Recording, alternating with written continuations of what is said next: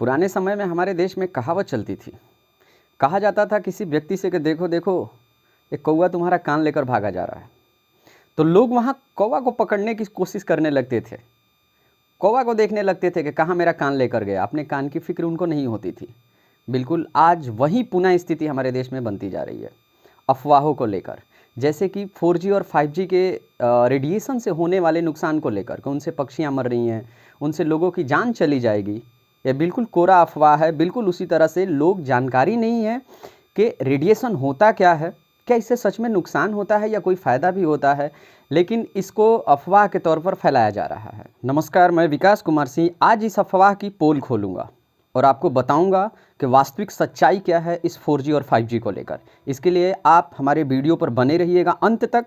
अगर आपने इस वीडियो को बीच में छोड़ा तो शायद आपको पूरी जानकारी नहीं मिल पाएगी, और जब पूरी जानकारी नहीं मिल पाएगी तो आप फिर से उसी काम को दोहराइएगा, इस अफवाह को फैलाइएगा। तो आप अफवाहों से बचना अगर चाहते हैं तो इस वीडियो को पूरी तरह से अंत तक देखें और जो जानकारी है लोगों तक सही जानकारी शेयर कीजिए। चलिए, तो सबसे पहले मेरा सवाल ये है कि आखिर रेडिएशन होता क्या है। रेडिएशन दुनिया में कोई भी अगर वस्तु है उससे एनर्जी ऑटोमेटिकली एमिट होती है, अगर निकलती है तो इस प्रोसेस को हम रेडिएशन कहते हैं। रेडिएशन में एनर्जी आपका हीट के फॉर्म में या लाइट के फॉर्म में हो सकता है। रेडिएशन आपका नेचुरल भी हो सकता है और आर्टिफिशियल भी हो सकता है। नेचुरल सोर्स से यानी नेचुरल थिंग से, जैसे सन हुआ, तो सन से जो हमारे पास लाइट आती है, ऊर्जा आती है, वो आपका नेचुरल रेडिएशन का फॉर्म है। अब आर्टिफिशियल में आपका हो सकता है, बहुत सारे पावर प्लांट्स होते हैं, मशीन्स होते हैं, जैसे माइक्रोवेव भी होता है, वेल्डिंग जब हम करते हैं उससे भी रेडिएशन होता है, नेटवर्क बहुत सारे होते हैं मोबाइल वगैरह के। तो इन सब से जो रेडिएशन होता है, इनमें हमें अलग से पावर देना पड़ता है और उसके बाद जो एनर्जी एमिट होती है हम उसको रेडिएशन बोलते हैं, जो कि आर्टिफिशियल रेडिएशन होता है। अब रेडिएशन कौन सा ज़्यादा नुकसानदायक है और कौन सा फ़ायदेमंद भी है, उसके लिए हमें कुछ चीज़ों को जानना ज़रूरी है। जैसे फ्रीक्वेंसी होता है एनर्जी की, जब हम बात करते हैं तो कोई भी एनर्जी जो रेडिएशन है आपका कितने फ्रीक्वेंसी रेंज में वर्क करता है या फंक्शनल होता है, उसके लिए हमें जानना जरूरी है कि फ्रीक्वेंसी और एनर्जी के बारे में।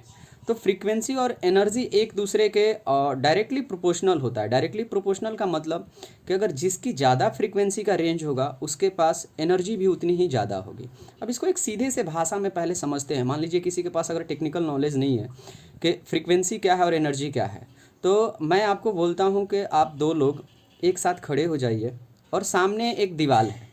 दीवार की दूरी मान के चलिए कि 10 मीटर की है, और मैं दोनों लोगों से ये बोलता हूँ कि आपको 1 मिनट का टाइम दिया जाता है और 1 मिनट में दीवार छू के आपको आना है जाना है, कितनी बार आप कर सकते हैं। तो अगर पहला आदमी उस दीवार को छू कर आया और दोबारा नहीं जा पाया 1 मिनट के अंदर में, और दूसरा आदमी क्या करता है कि ऐसे 5 चक्कर लगा लेता है, जाता है आता है जाता है आता है, ऐसे 5 चक्कर लगा लेता है, तो पहले आदमी ने एक ही चक्कर लगाया, यानी उसने अपने लिमिट टाइम में 1 मिनट में 1 चक्कर लगाया, तो हम बोलेंगे उस व्यक्ति की 1 मिनट में जो फ्रीक्वेंसी है वो 1 है। दूसरे व्यक्ति जिसने कि 5 चक्कर लगाया, हम बोलेंगे कि उस व्यक्ति की फ्रीक्वेंसी 5 है, यानी वो 5 बार आ चुका।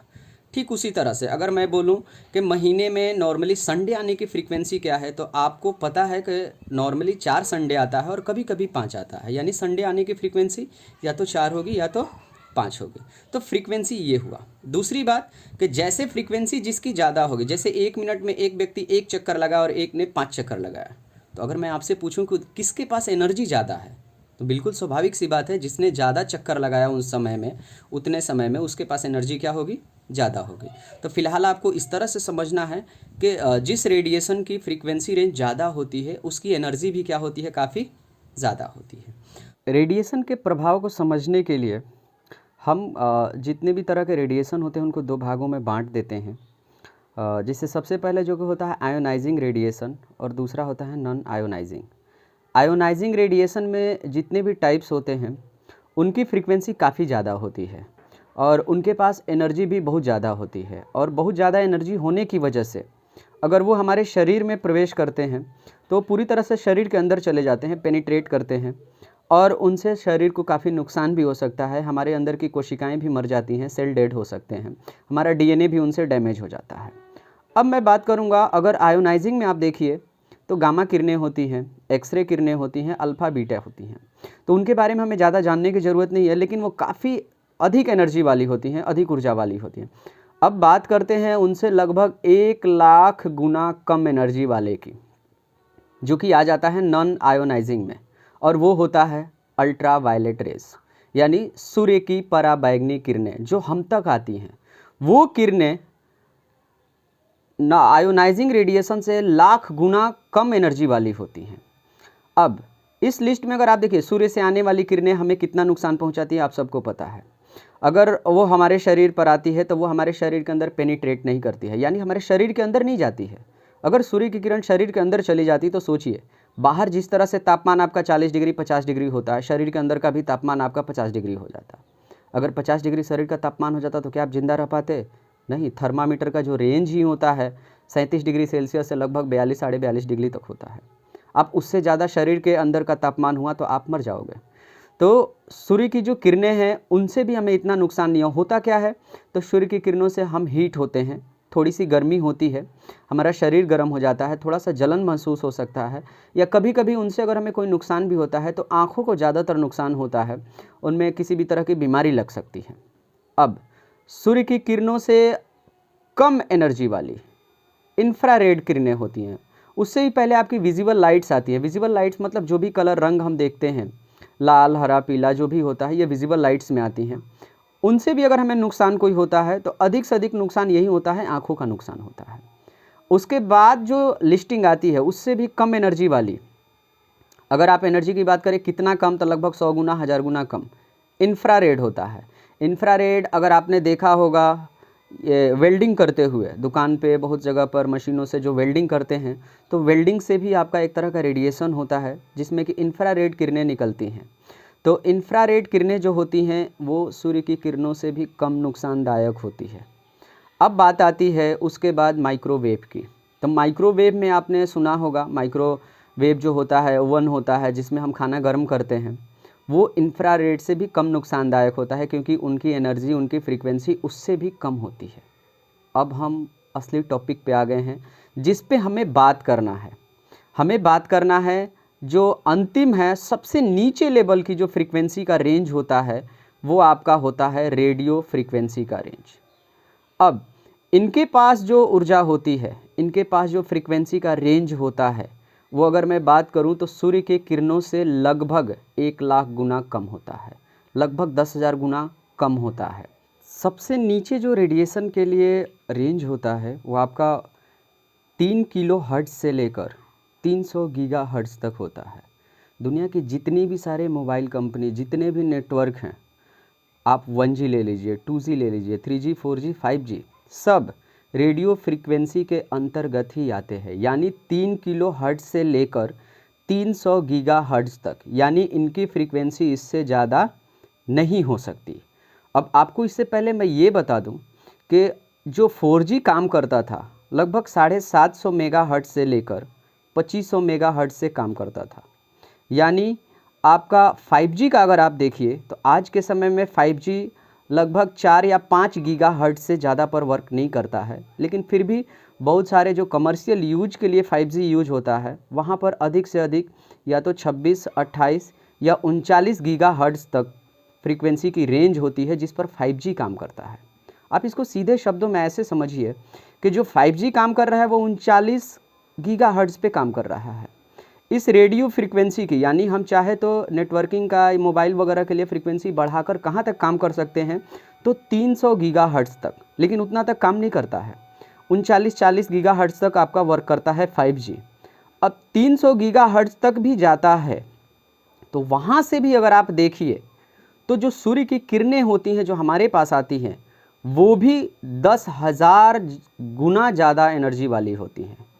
यानी हम अगर 300 गीगा हर्ट्ज तक की भी फ्रीक्वेंसी यूज कर रहे हैं किसी नेटवर्क के लिए, किसी मोबाइल के लिए, तो उसके बावजूद भी सूर्य की किरणें उससे 10,000 गुना ज़्यादा ताकतवर और एनर्जी वाली होंगी। सोचना आपको है कि अगर उतनी ज़्यादा ताकतवर एनर्जी वाली किरणें भी हमारा ज़्यादा कुछ नुकसान नहीं कर पाती हैं, तो फिर ये 5G जो कि 30-40 गीगा हर्ट्ज पे काम कर रही हैं, इतनी कम एनर्जी है उनसे, लगभग लाख गुना 10,000 गुना कम एनर्जी है, वो हमारा कितना नुकसान पहुंचा सकती हैं।